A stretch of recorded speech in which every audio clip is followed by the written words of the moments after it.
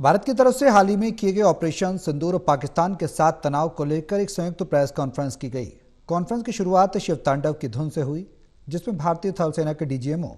Lieutenant general Rajiv Ghai, DG air ops air marshal Awadhesh Kumar Bharti और DGNO vice admiral N Pramod मौजूद रहे। Press conference के दौरान DGMO lieutenant general Rajiv Ghai ने कहा कि ऑपरेशन सिंदूर का मकसद सिर्फ आतंकियों का खात्मा करना था।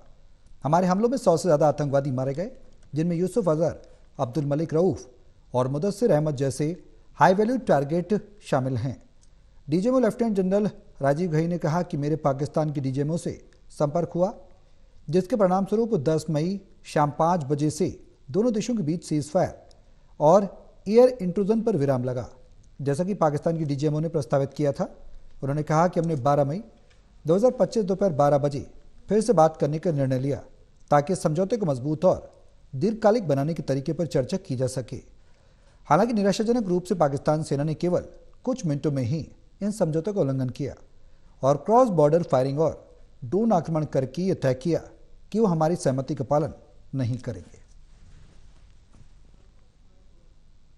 There were 9 camps that you are now all familiar with, which were confirmed by our various intelligence agencies to be inhabited. Some of these were in POJK, while there were others that were located in the Punjab province in Pakistan. Nefarious places such as Muridke, the hub center of the Lashkar-e-Taiba,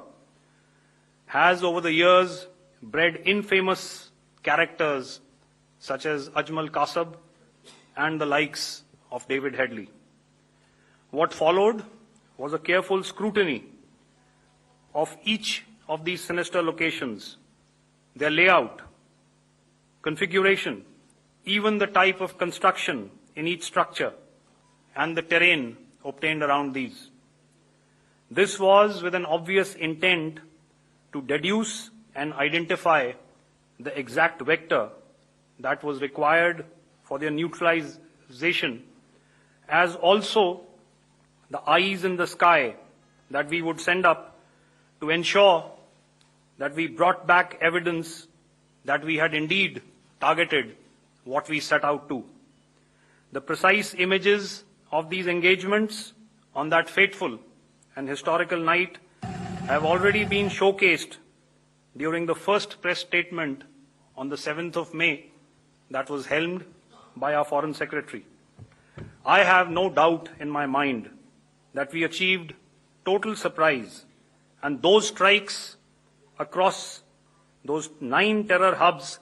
left more than 100 terrorists killed, including high-value targets such as Yusuf Azhar, Abdul Malik Rauf, and Mudassir Ahmed, that were involved in the hijack of IC-814 and the Pulwama blast. The line of control was also violated soon after by Pakistan, and the erratic and rattled response of our enemy was apparent from the number of civilians, inhabited villages, and religious sites such as Gurudwaras that were unfortunately hit by them, leading to a sad loss of lives. The Indian Air Force played a major part in these strikes by engaging some of these camps, and the Indian Navy provided wherewithal in terms of precision munitions. After he proposed that we cease hostilities,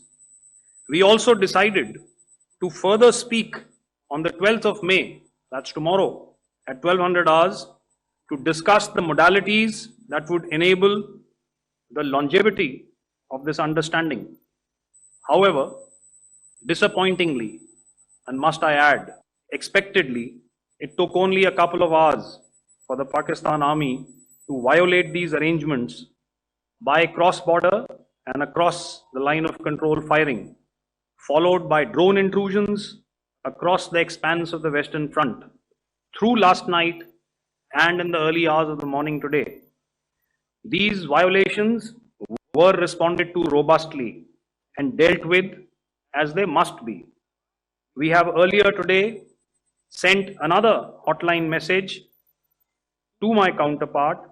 highlighting these violations of the understanding between the DGMOs on the 10th of May and our firm and clear intent to respond to these fiercely and punitively, if repeated tonight, subsequently, or later. In this regard, I must inform all of you that the Chief of Army Staff has earlier today conducted a security review and has granted full authority to our Army commanders for counter actions in the kinetic domain in case of any violation by Pakistan. In the end, I pay my solemn homage to my 5 fallen colleagues and brothers from the armed forces and civilians who have tragically lost their lives in Operation Sindoor. Our hearts go out to the bereaved families, and we express our solidarity. There were 9 camps that you are now all familiar with, which were confirmed by our various intelligence agencies to be inhabited